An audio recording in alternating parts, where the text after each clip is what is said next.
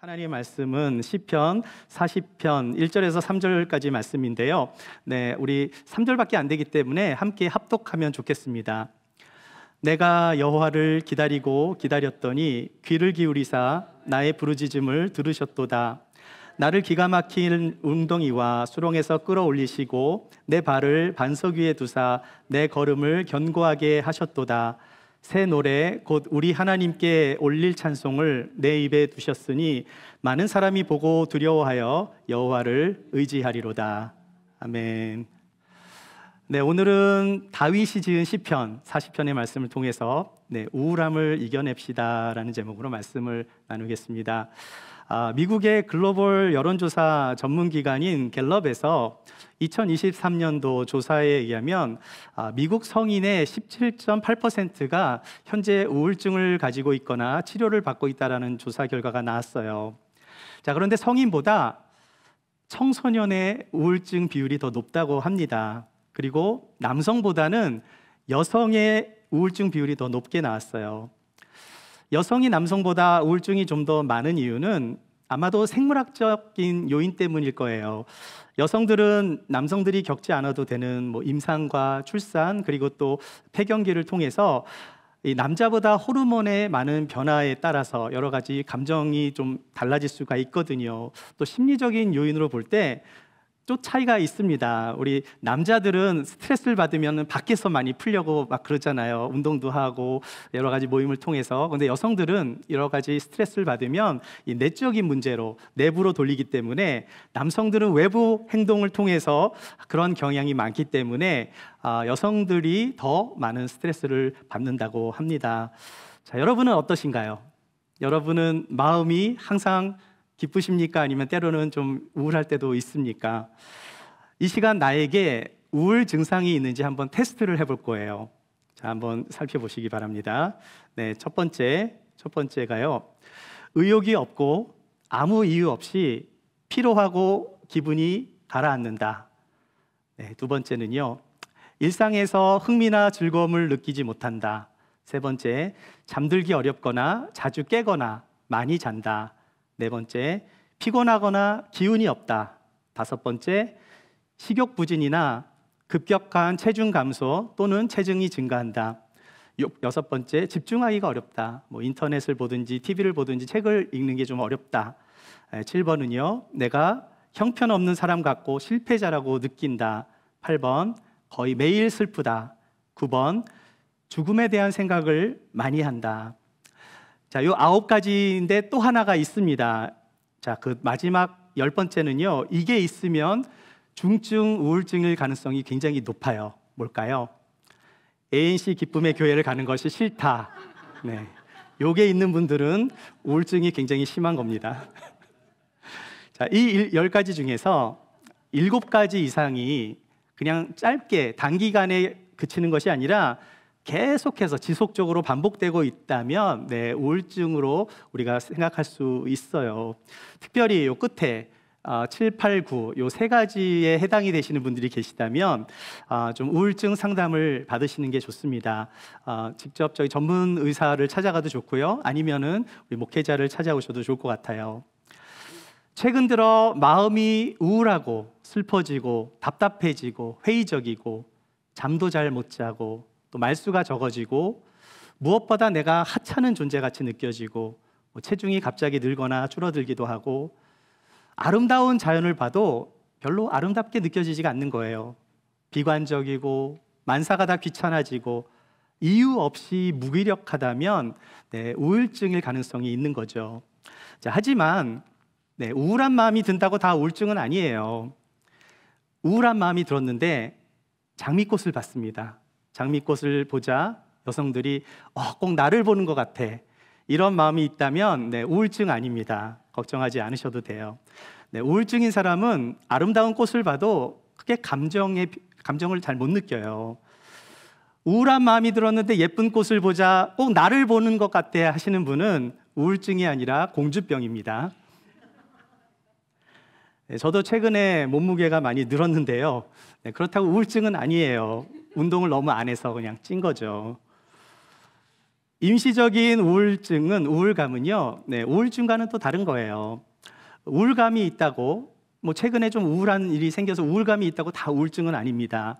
하지만 우울감이 계속해서 지속되고 있는가, 짧게 끝나는가, 아니면 계속해서 이어지고 있는가에 따라서 차이가 있는 거예요.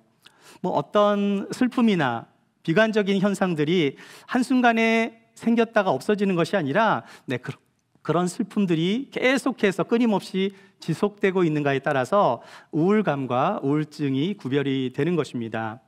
또 한 가지, 우울증과 우울적인 기질도 우리가 구별을 해야 돼요.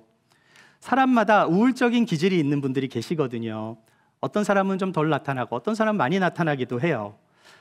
일상생활 속에서 우울한 감정을 보통 사람보다 더 자주 느끼는 사람들이 있지만 그것이 오랫동안 지속되는 것이 아니라 잠깐 일어나는 것은 우울적인 기질 때문이지 우울증은 아닙니다. 자, 그런데 만약에 내가 좋아하고 내가 잘하고 내가 즐기는 것이 있는데 우울한 마음 때문에 더 이상 좋아하지 않는 거예요. 하고 싶은 마음이 다 사라지고 무기력한 상황이 오랫동안 지속이 된다면 그것은 우울증으로 의심을 해볼 수 있습니다. 그렇다고 해서 다 우울증은 아니니까 여러분 너무 걱정하지 않으셔도 됩니다. 자, 제가 여러분에게 한번 질문을 드릴게요. 어떤 부부가 있는데요, 연애할 때는 안 그랬는데 결혼을 하고 나니까 아내가 바가지를 자주 긁습니다. 우울증일까요? 아닐까요? 지극히 정상입니다. 그건 우울증 아니에요. 우울증이 심하면 바가지 긁을 힘도 없어요.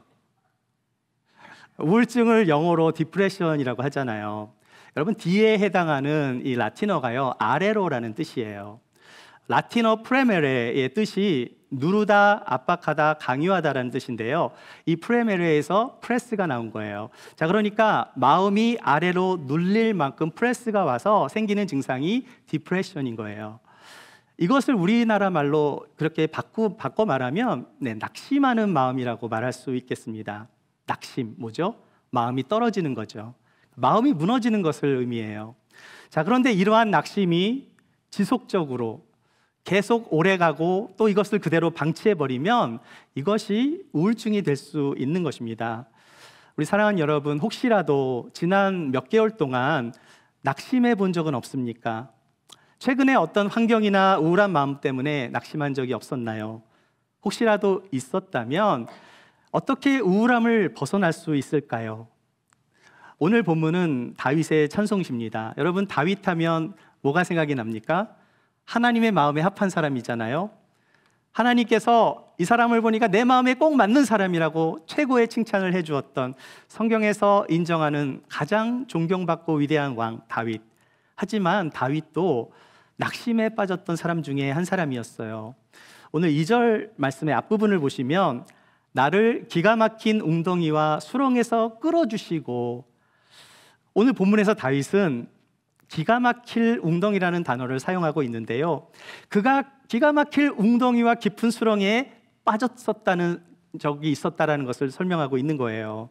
자, 우리가 이 말씀을 좀 더 깊이 이해하기 위해서는 이 팔레스타인의 기후와 환경에 대해서 좀 알아봐야 합니다.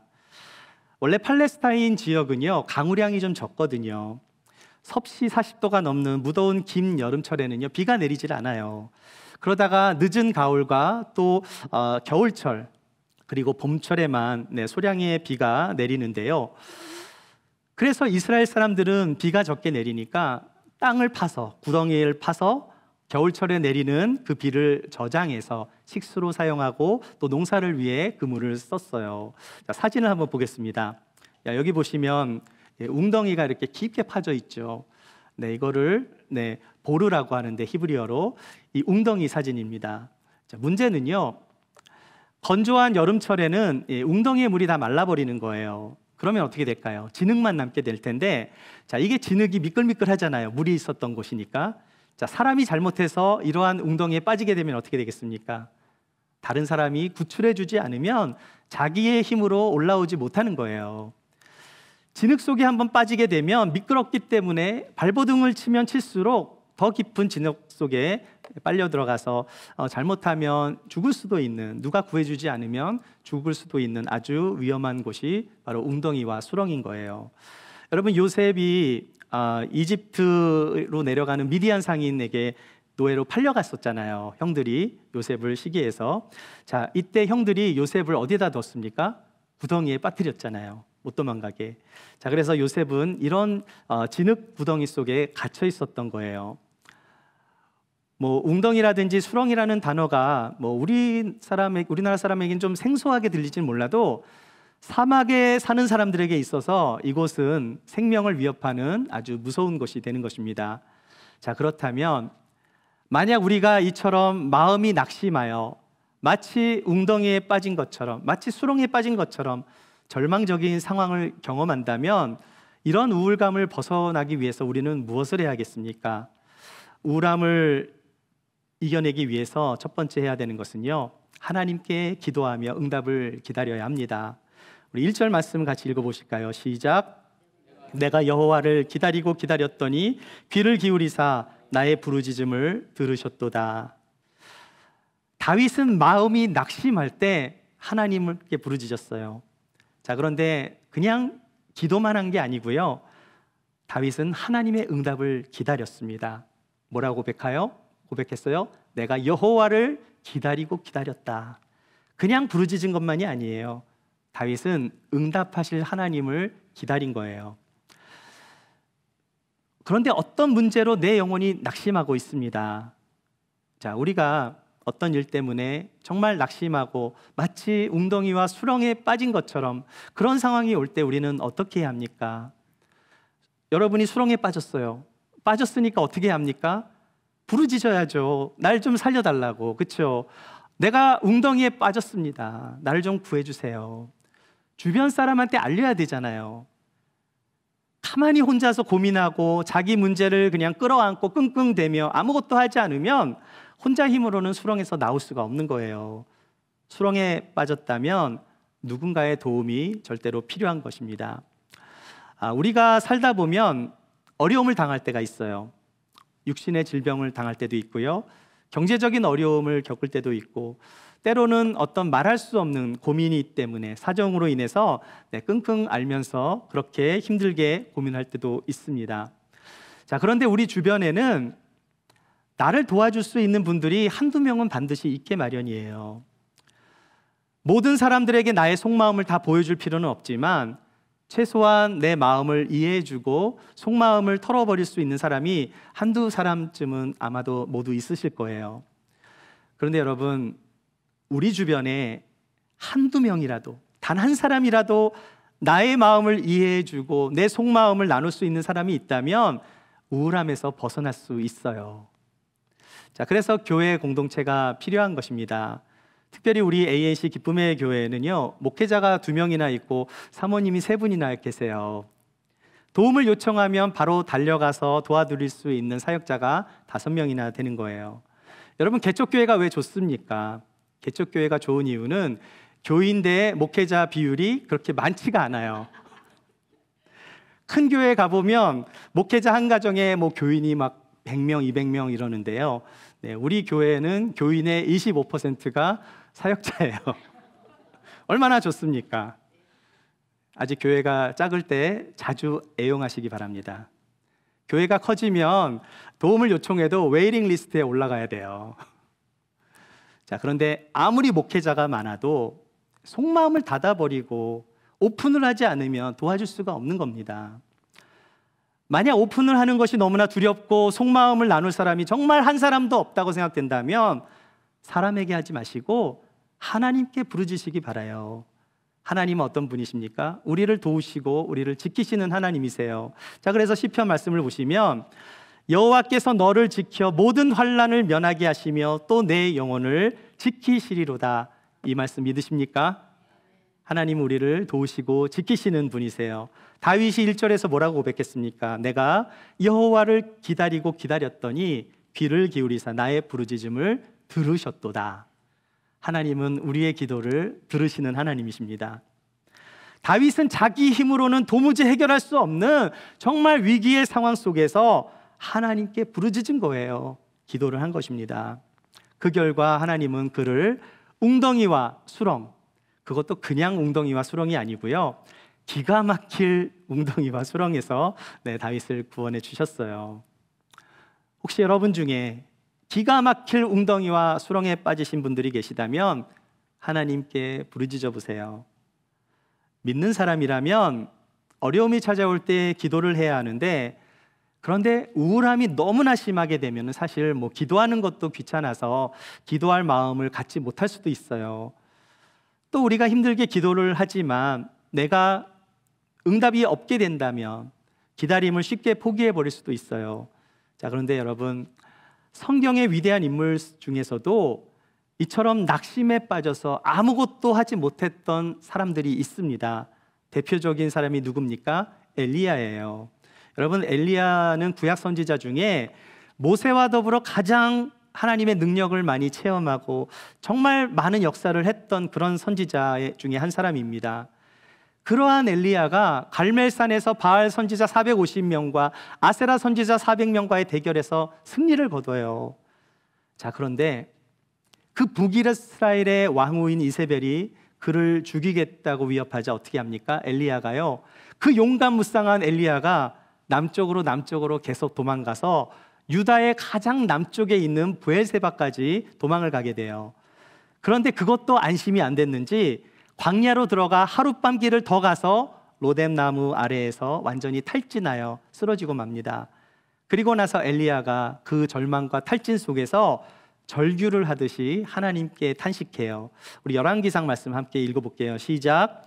자기 자신은 광야로 들어가 하룻길쯤 가서 한 로뎀나무 아래에 앉아서 자기가 죽기를 원하여 이르되, 여호와여, 넉넉하오니 지금 내 생명을 거두시옵소서. 나는 내 조상들보다 낫지 못하니이다 하고.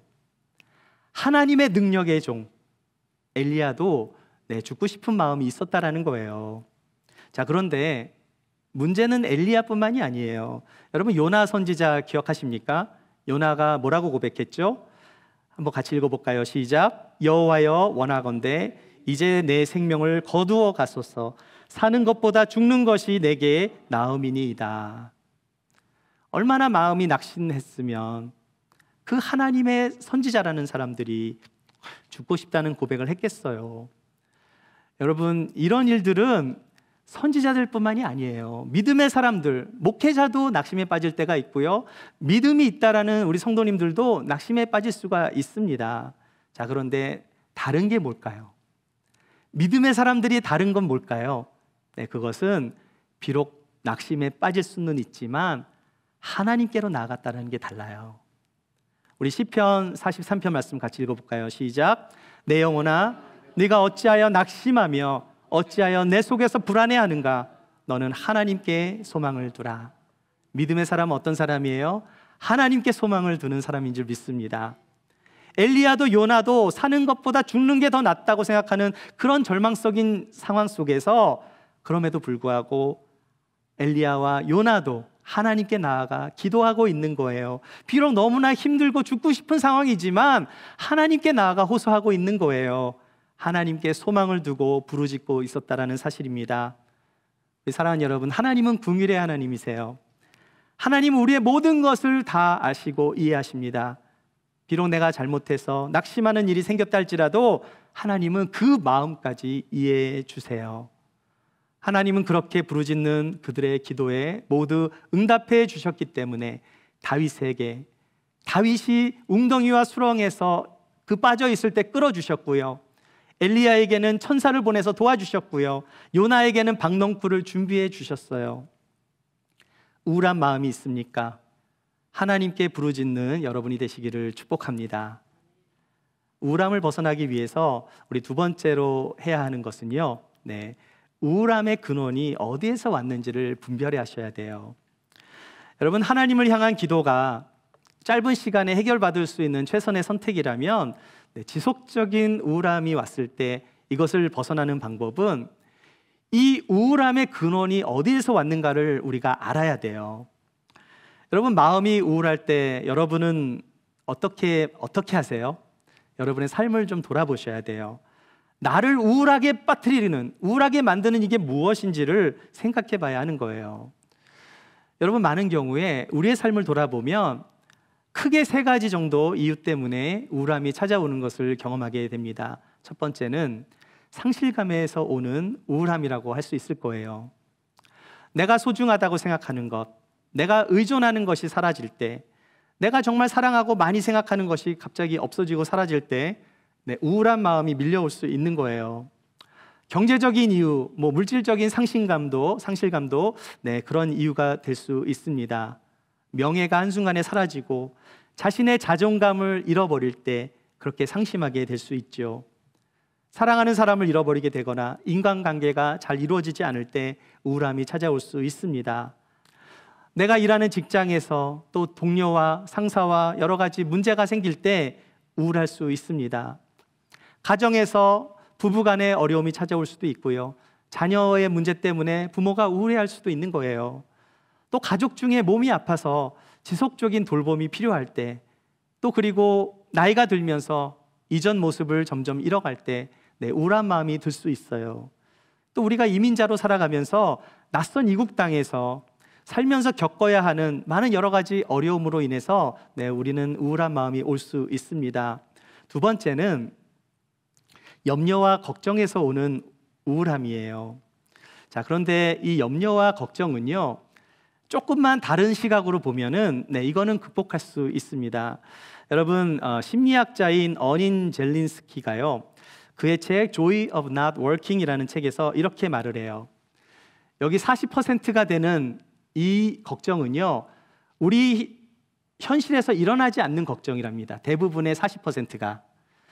자, 30%에 해당하는 건 뭘까요?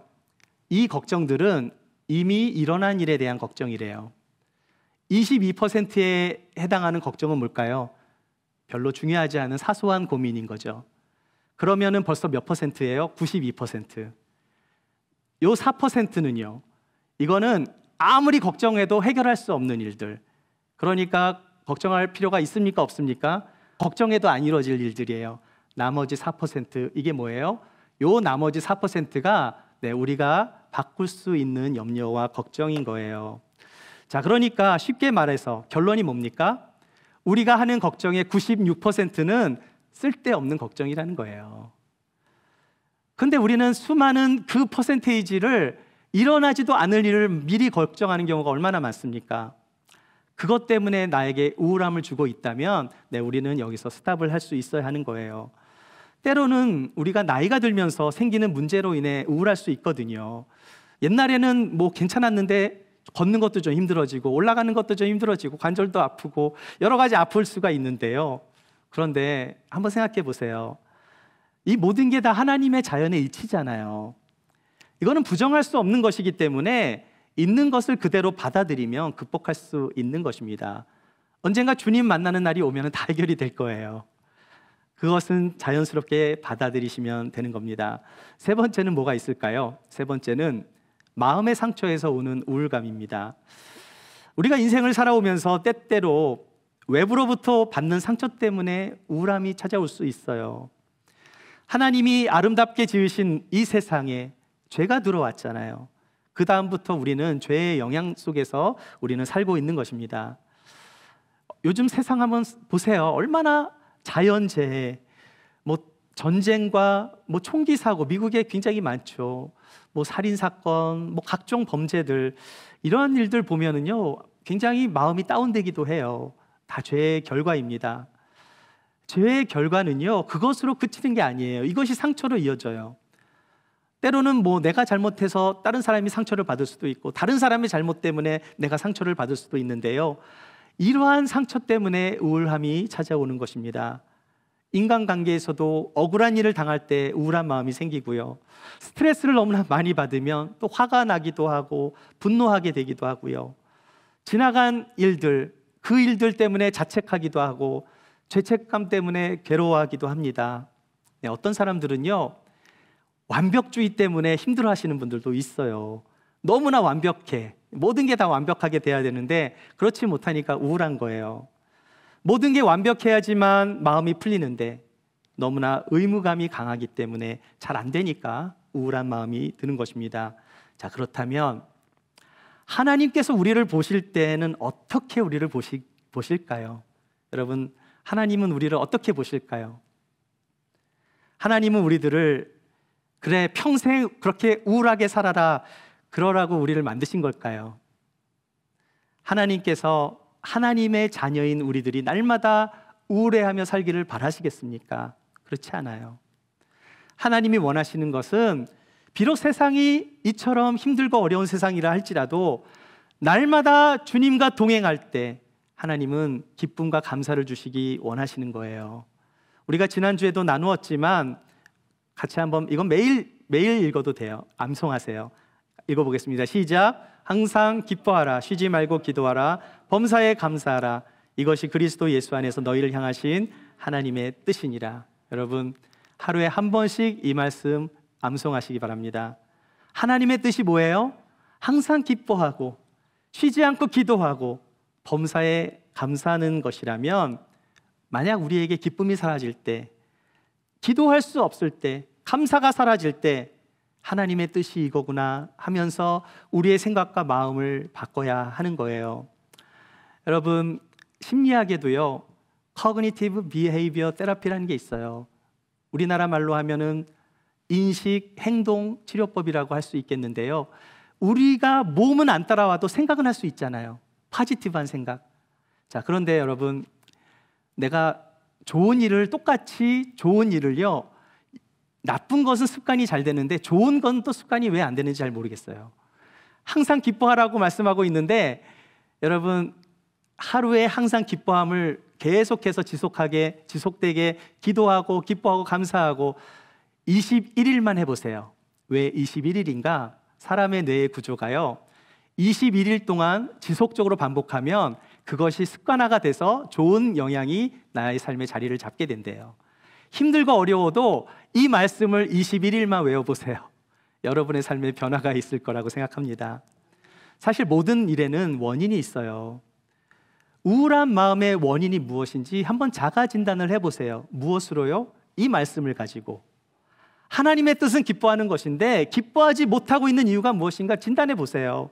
하나님의 뜻은 기도하고 감사하는 것인데 지금 기도하지 못하게 만들고 감사하지 못하게 만드는 것이 무엇인지를 곰곰이 생각해 보라는 거예요. 금방 답이 나올 것입니다.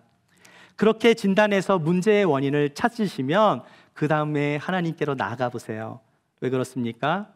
하나님은 여호와 라파, 치유의 하나님이시기 때문이에요. 하나님의 속성이 치유의 하나님이십니다. 하나님은 우리의 육신의 질병뿐만이 아니라 마음의 병까지 치료하시는 하나님이신 줄 믿습니다. 여호와 라파, 그 치료의 하나님께로 나아가 보세요. 여러분이 해결할 수 없는 문제를 하나님이 해결해 주실 수 있어요. 이 세상이 나를 치유할 수 없을 때 우리를 지으시고 우리를 만드시고 우리의 영원한 치료자가 되시는 하나님께 나아가시는 여러분이 되시길 축복합니다. 하나님께서 여러분을 만져주시고 회복으로 인도해 주실 것입니다. 마지막으로 우울함을 이기기 위해서 우리는 세 번째로 새로운 마음으로 하나님을 찬양하시기 바랍니다. 우리 옆에 분과 함께 새 노래로 찬양하세요 한번 말씀해 보시죠. 새 노래로 찬양하세요. 우리 3절 말씀 같이 한번 읽어보겠습니다. 시작. 새 노래 곧 우리 하나님께 올릴 찬송을 내 입에 두셨으니 많은 사람이 보고 두려워하여 여호와를 의지하리로다. 마음이 힘들고 우울할 때 어떻게 하라고요? 새 노래로 하나님을 찬송하시기 바랍니다. 여러분, 새 노래라는 것은 새로운 찬양을 날마다 불러야 한다 이런 뜻이 아니고요, 새로운 마음으로 하나님을 찬양하는 것을 의미해요. 우리가 찬양할 때 습관적으로 찬양할 때 있잖아요. 여러분, 예배도 습관적으로 오시고 형식적으로 찬양할 때가 있는데 그런 찬양이 아니라 정말 마음을 다하여 새로운 마음으로, 거듭난 마음으로 드리는 찬양, 매일매일 새롭게 나를 인도하시는 그 하나님의 은혜에 감사하여 구원받은 기쁨과 감격으로 드리는 찬양, 이것이 바로 새 노래로 드리는 찬양이에요. 왜 하나님을 찬양하면 우울한 마음에서 벗어날 수 있을까요? 그 이유는 하나님은 찬송 중에 거하시는 하나님이시기 때문입니다. 우리 23편 말씀 같이 22편 말씀 같이 읽어보겠습니다. 시작. 이스라엘의 찬송 중에 계시는 주여, 주는 거룩하시니이다.